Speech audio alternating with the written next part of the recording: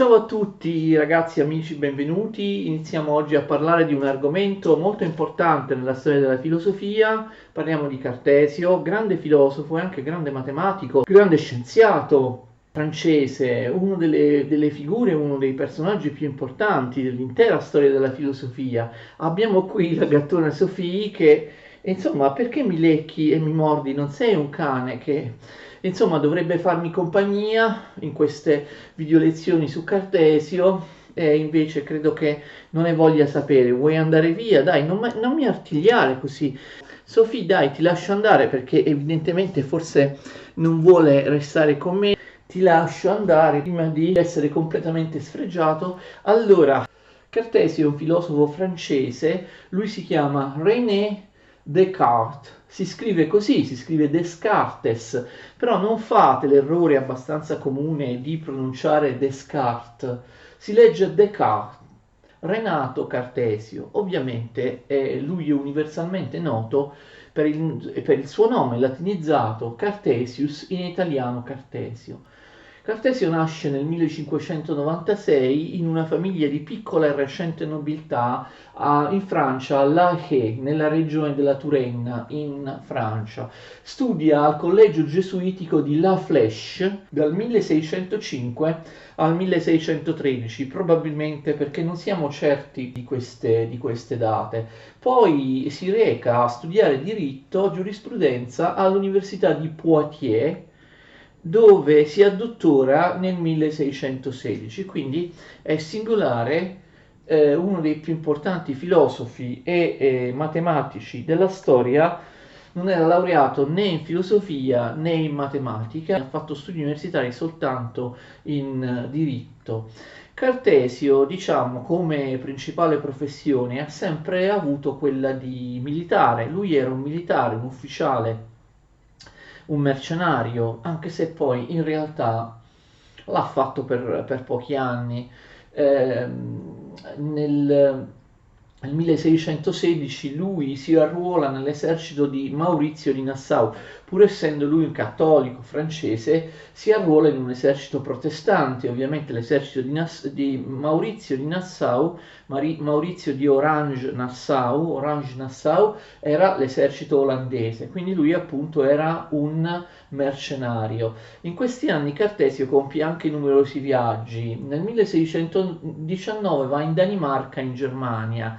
Noi non sappiamo affatto la motivazione di questi viaggi. Nasce la leggenda di un Cartesio appartenente all'ordine dei Rosacroce, per cui capite questi viaggi sarebbero stati dei viaggi segreti perché lui aveva a che fare con l'ordine dei Rosacroce. Però anche qui non abbiamo notizie certe. Nel 1619 lui si arruola in un altro esercito, quello del Duca di Baviera. Stiamo ovviamente parlando, 1619, delle prime fasi della guerra dei 30 anni in Europa. Sempre nel 1619, attenzione, lui ha un sogno, lui racconta di avere un sogno che gli svela qual è la direzione in filosofia da prendere, quali sono le verità filosofiche da approfondire, come se avessi avuto, capite, un'illuminazione, come se la verità in filosofia gli fosse apparsa all'improvviso in un sogno, quindi decide di dedicarsi alla filosofia, però inizialmente lo fa in maniera abbastanza blanda e non scrive niente di importante. Tra il 1620 e il 1628 Cartesio risiede in Francia, con un'eccezione, lui si trova in Italia nel 1623 e 1624, anche qui non sappiamo perché, i viaggi di Cartesio sono piuttosto misteriosi, secondo alcuni sarebbe andato a Loreto per un pellegrinaggio o per sciogliere un voto, capite? Aveva fatto in precedenza un voto, il voto di compiere un pellegrinaggio a Loreto, ma anche qui si tratta esclusivamente di ipotesi. Molto importante in questo periodo, lui a Parigi, lui dal 20 al 28 è in Francia, ma non risiede sempre a Parigi. A Parigi lui conosce Padre Mersenne. Padre Mersenne sarà l'amico di una vita un personaggio importantissimo per la vita privata di Cartesio, Mersenne sarà anche editore di alcune sue opere e comunque lo stimolerà nel redigere certe opere o nel pubblicarle o pubblicarle sotto una forma o sotto un'altra, quindi avrà anche un'importanza notevole come editore di Cartesio. Nel 1627 Cartesio conosce, fa amicizia con un altro personaggio che sarà fondamentale nella sua vita, il cardinale de Berulle. Il cardinale de Berulle era a capo di un ordine che si chiamava l'ordine dell'oratorio, gli oratoriani. È importante perché Cartesio prenderà dalla dottrina degli oratoriani alcune idee fondamentali per la sua filosofia, in particolare quella delle verità eterne, delle verità logiche e matematiche create da Dio, cioè la dottrina della negazione delle verità eterne, perché vedremo che per Cartesio anche le verità che sembrano appunto eterne, non create, appunto verità eterne, coeterne a Dio, anche come 2 più 2 fa 4, oppure il principio di contraddizione, per lui invece sono state create da Dio convenzionalmente e Dio potrebbe modificarle in qualunque momento, potrebbe fare in modo Dio che 2 più 2 faccia 5. Questa dottrina che può sembrare singolare, Cartesio probabilmente la prende dagli oratoriani, da De Berulle. Comunque, secondo molti interpreti, De Berulle sarebbe stato fondamentale per Cartesio perché l'avrebbe spinto definitivamente a dedicarsi alla ricerca filosofica, allo studio filosofico. Vediamo che per fare questo nel 1628 Cartesio si trasferisce in Olanda, ovviamente posto che già conosceva perché abbiamo visto che ha combattuto per l'esercito olandese. Cartesio come vive? Vive in parte di rendita perché abbiamo visto la sua famiglia possiede un piccolo feudo in Francia, in parte però vivrà anche, attenzione, della pensione che gli spetta come ex militare per aver preso parte a delle campagne militari nell'esercito che vi ho detto. Non erano delle rendite stratosferiche, Cartesio non era ricchissimo, però a lui bastavano questi soldi perché comunque conduceva una vita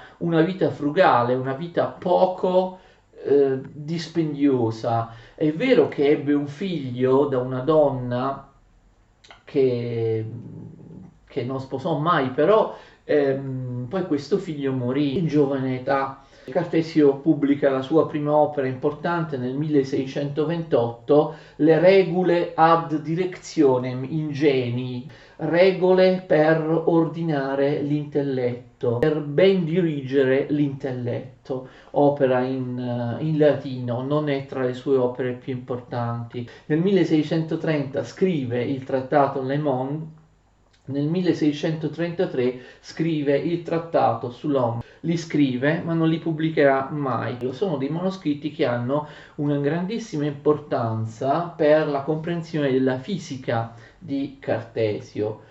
Perché non li pubblica? Nel manoscritto Le Monde Cartesio aveva preso posizione, sia pure con molta cautela, a favore del copernicanesimo, dell'eliocentrismo copernicano. Proprio nel 1633, come sicuramente ricordate, Galileo fu condannato proprio per aver insegnato per iscritto il copernicanesimo. Cartesio ha paura, pur essendo lui in Olanda, pur vivendo lui in Olanda, dove c'era una tolleranza religiosa enormemente maggiore rispetto all'Italia della Controriforma, nella quale Galileo dovette purtroppo subire la condanna dell'Inquisizione. Nonostante questo, Cartesio, per evitare polemiche e per evitare attacchi da parte delle chiese, sia cattolica sia protestante, preferì non pubblicare queste sue ricerche fisiche. Infatti bloccherà la pubblicazione poco prima che questa avvenisse. Questo è emblematico del carattere di Cartesio. Cartesio, lo diciamo subito, ma lo ripeteremo. È un personaggio piuttosto pavido, non molto coraggioso.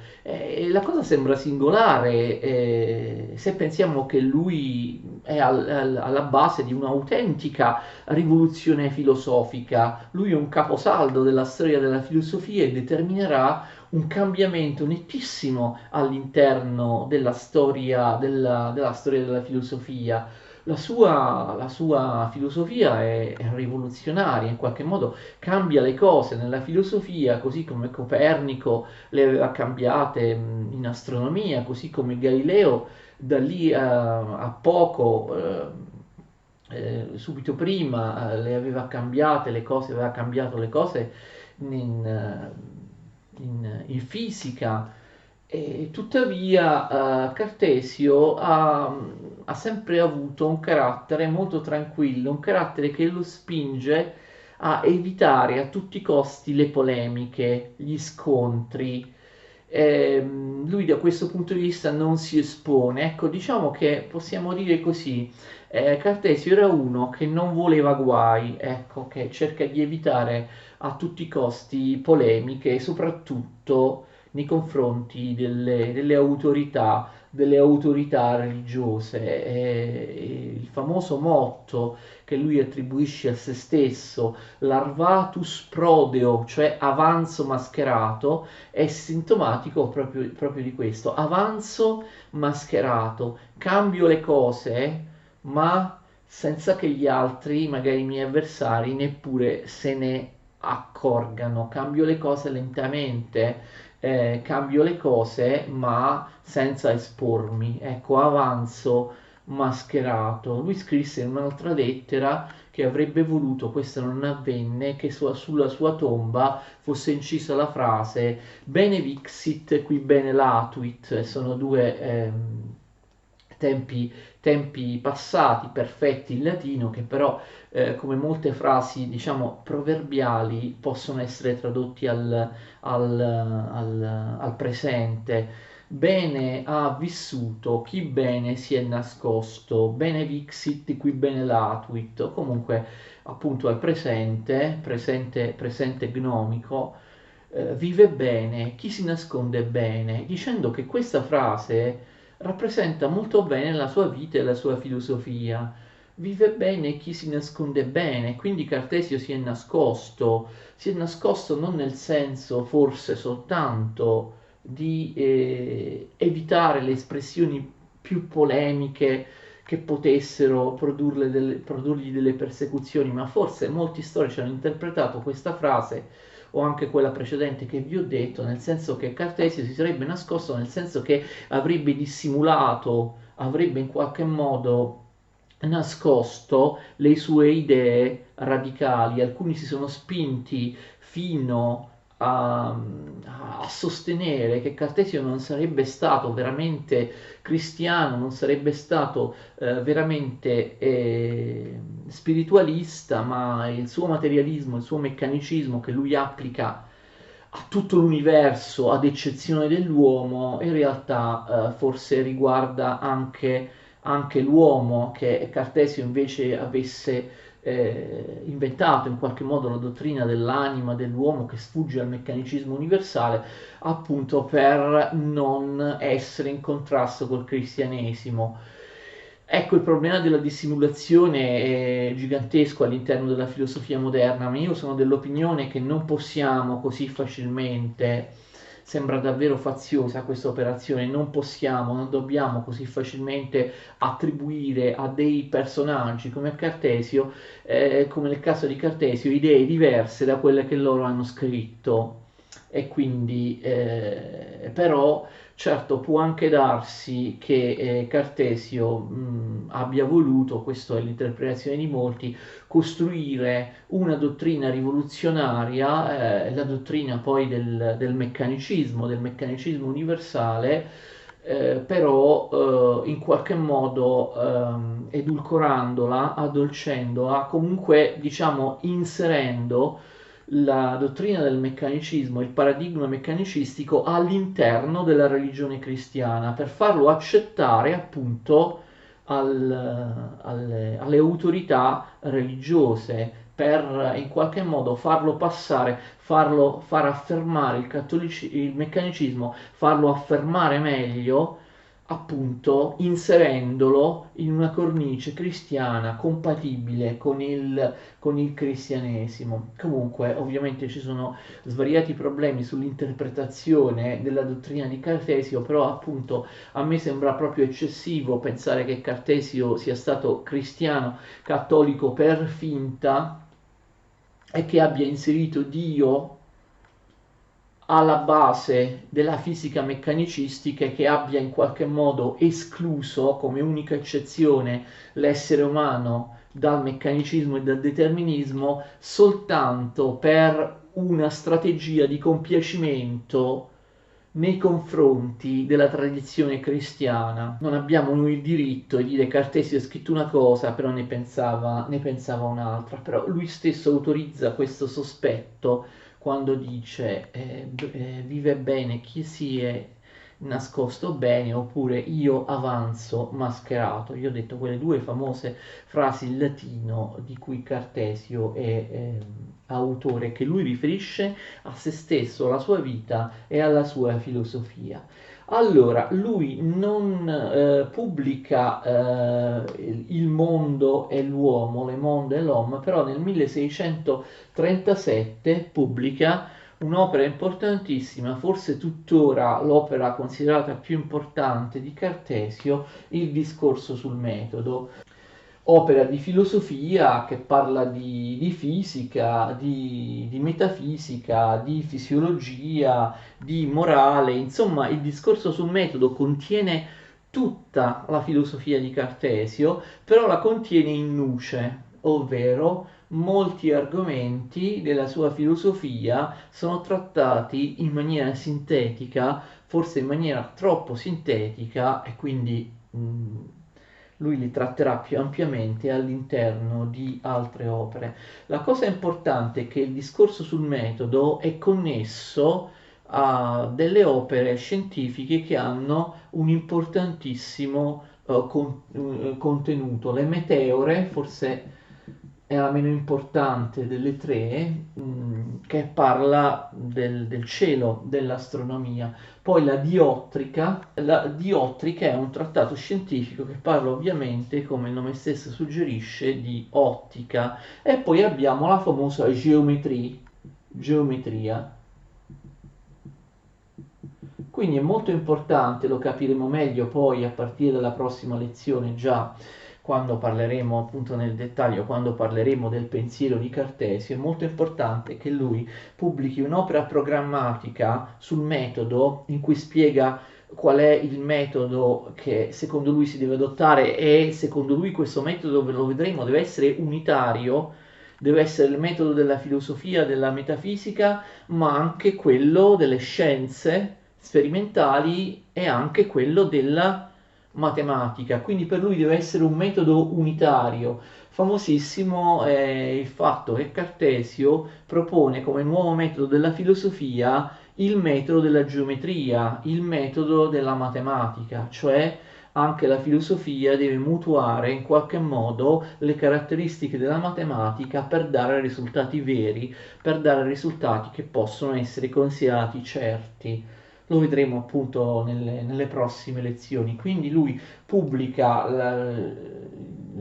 il discorso sul metodo che parla del metodo, del nuovo metodo che deve essere, ripeto, unitario, lo stesso in filosofia, nelle scienze, nelle matematiche, dando appunto a quest'opera filosofica, il discorso sul metodo, una funzione di introduzione a tre trattati scientifici, le meteore, la diottrica e la geometria. Quindi il discorso sul metodo appunto viene pubblicato come introduzione a questi tre saggi scientifici. La geometria è particolarmente importante perché all'interno della geometria, del trattato di geometria, come vedremo, Cartesio dà una dimostrazione di una teoria matematica di un procedimento matematico importantissimo che tuttora i ragazzi studiano al liceo, ovvero la geometria analitica, i diagrammi X, Y, le ascisse, le ordinate. Lui lo inventa e lo inserisce all'interno del trattato geometria. Quindi, ragazzi, se voi detestate la geometria analitica che fate a scuola, vi sembra pesante, vi dà qualche problema, qualche grattacapo, non la amate, sapete chi è il colpevole, chi l'ha inventata, Cartesio l'ha inventata. Il discorso sul metodo ha un enorme successo in tutta Europa e lui lo scrive in francese, attenzione, lo scrive in francese e non in latino. Questa è una novità fino a un certo punto, perché comunque il francese stava già diventando una lingua veicolare internazionale. Però è significativo il fatto che Cartesio abbia voluto scrivere in francese, non in latino, il discorso sul metodo, che infatti si chiama in francese Discours sur la méthode. Lui, in maniera galante nell'introduzione all'opera, scrive di aver voluto redigerla in francese perché vuole rivolgersi anche alle donne, vuole che anche le donne lo leggano. All'epoca era normale che le donne non studiassero il latino, il greco, le lingue classiche, quindi lui dice io voglio essere letto anche dalle donne, per questo scrivo in francese. In realtà il vero motivo naturalmente è che Cartesio vuole essere letto non solo dalle donne, ma da tutti, d'accordo? Da tutti, non da pochi specialisti. Tuttavia, poi, qualche anno dopo, il discorso sul metodo sarà pubblicato anche in francese. Tuttavia, Cartesio non è del tutto convinto del discorso sul metodo, vuole ripubblicare alcune parti della filosofia che lui ha espresso nel discorso sul metodo in latino, indirizzate appunto alla comunità dei dotti. Nel frattempo ha elaborato un approfondimento, in particolare per ciò che riguarda la metafisica. Quindi attenzione, non tutte le parti del discorso sul metodo, ma soltanto, quasi soltanto la metafisica, in parte anche la fisica, vengono ripubblicate in latino nelle Meditazioni metafisiche nel 1641. Meditazioni metafisiche che in originale latino si intitolano Meditationes de prima philosophia. Voi sapete che filosofia prima, in greco prote filosofia, sin dall'epoca di Aristotele, è la stessa cosa che dire metafisica. Tuttavia, in seguito a quest'opera fu dato anche il titolo alternativo di Meditationes metafisice. Quindi Meditationes de prima philosophia è il titolo vero, però poi in seguito furono anche indicate in una minoranza di circostanze, in una minoranza di occasioni, furono anche pubblicate alcune volte con il titolo di Meditationes metafisice, però questo avviene molto raramente, quindi il vero titolo originario di quest'opera è Meditationes de prima philosophia. Vi ho detto qui Cartesio riprende non tutto il discorso sul metodo, che quindi resta un'opera più ampia, diciamo così, più rappresentativa di tutti gli aspetti della filosofia di Cartesio. E invece nelle meditazioni metafisiche, come vi ho detto, Cartesio riprende quasi soltanto la metafisica, cioè la parte che lui aveva dedicato alla metafisica all'interno del discorso sul metodo, approfondendola e cercando di essere più preciso. È per questo motivo che io preferisco decisamente le meditazioni metafisiche al discorso sul metodo. Secondo me le meditazioni metafisiche, non a caso pubblicate infatti qualche anno dopo il discorso sul metodo, sono più precise, sono più rigorose rispetto al discorso sul metodo. A mio avviso rappresentano la versione definitiva della metafisica cartesiana, quella sicuramente più precisa e attendibile. La cosa molto importante delle meditazioni metafisiche è che esse, per volontà di Mersenne, ricordate il grande amico di Cartesio, vengono pubblicate unitamente a delle obiezioni che molti autori, filosofi e personaggi dell'epoca rivolgono alle meditazioni. Che vuol dire? Mersenne disse a Cartesio: devi pubblicare le meditazioni metafisiche.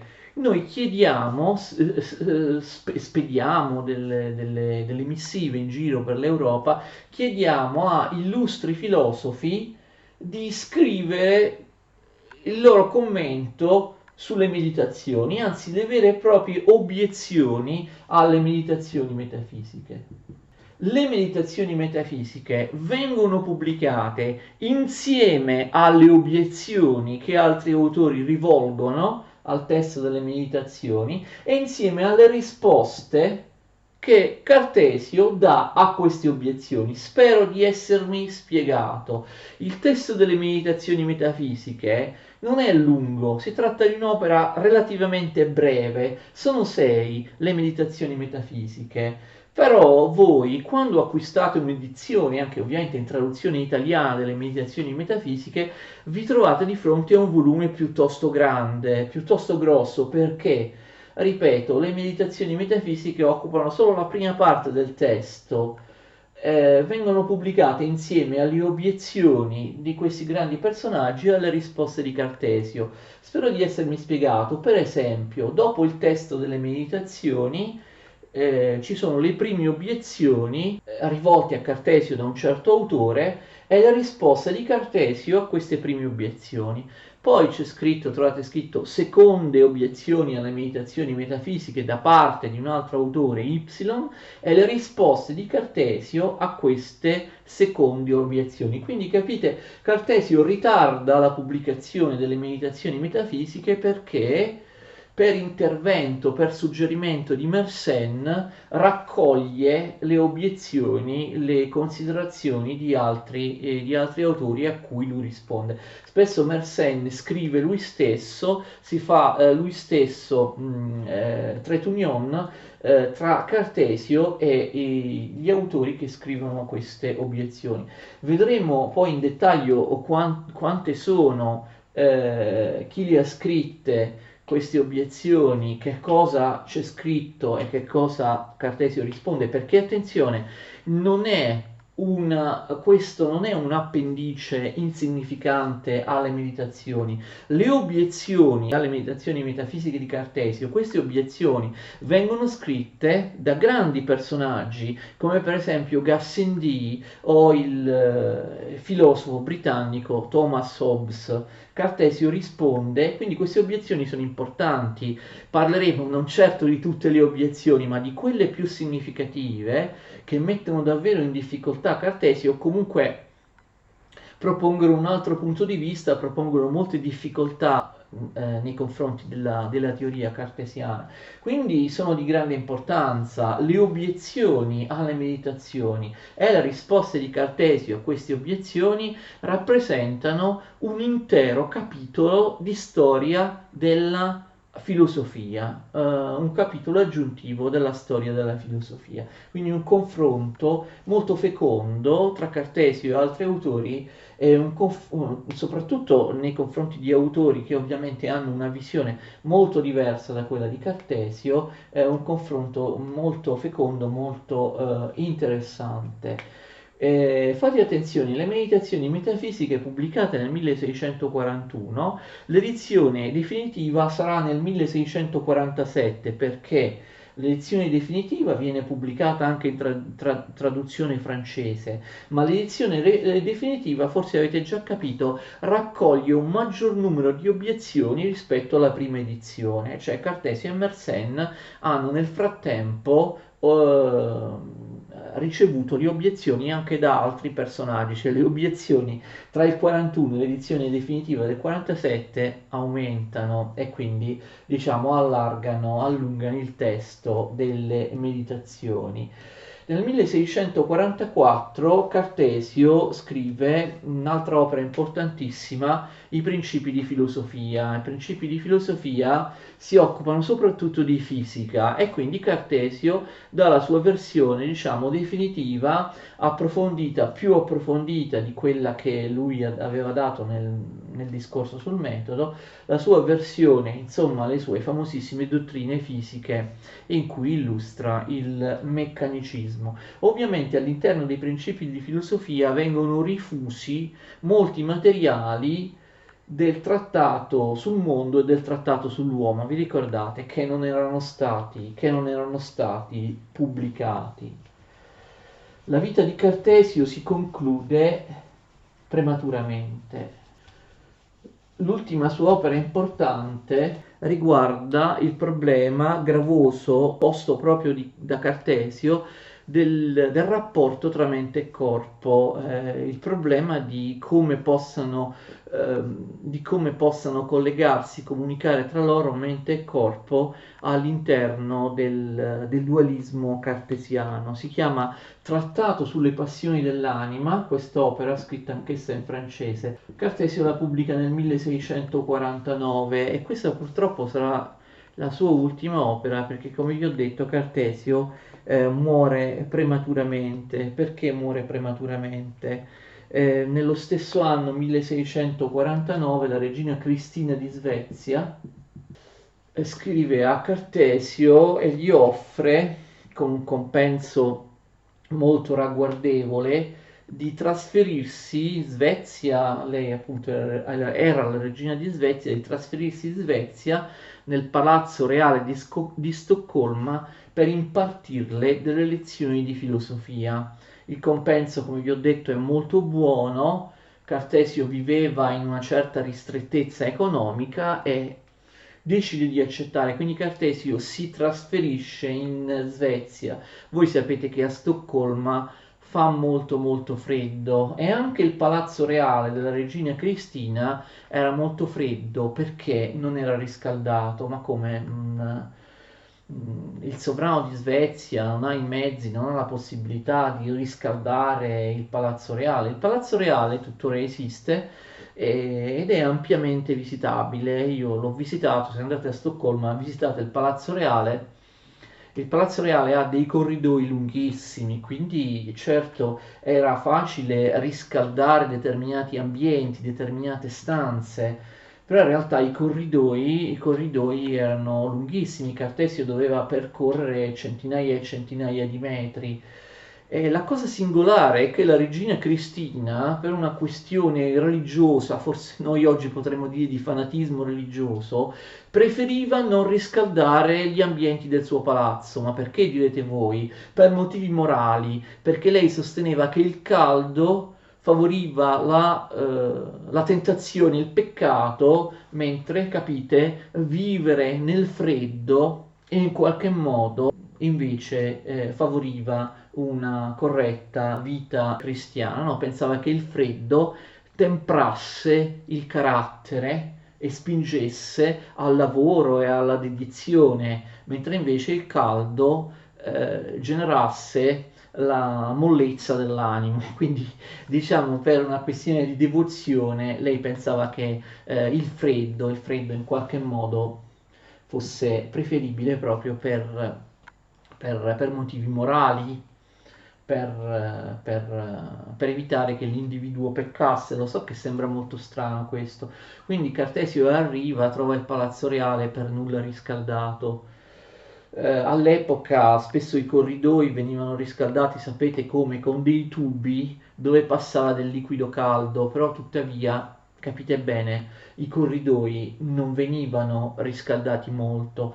Cartesio ottiene che la sua stanza sia riscaldata, quindi lui vive in una stanza riscaldata, però vi ho detto il problema è che lui per raggiungere la regina Cristina, che voleva tra l'altro che queste lezioni avvenissero all'alba, addirittura prima dell'alba, cioè prestissimo al mattino, per raggiungere la regina Cristina, Cartesio doveva attraversare centinaia di metri di corridoi perché La stanza della regina Cristina era molto molto lontana, era dall'altra parte del palazzo rispetto alla stanza di Cartesio. Cartesio doveva attraversare centinaia di metri di corridoi, prendeva molto freddo e quindi Cartesio non sopravvisse al suo primo inverno a Stoccolma. Il clima molto rigido di Stoccolma lo vinse. Cartesio si ammala di polmonite e muore a Stoccolma l'11 febbraio del 1650.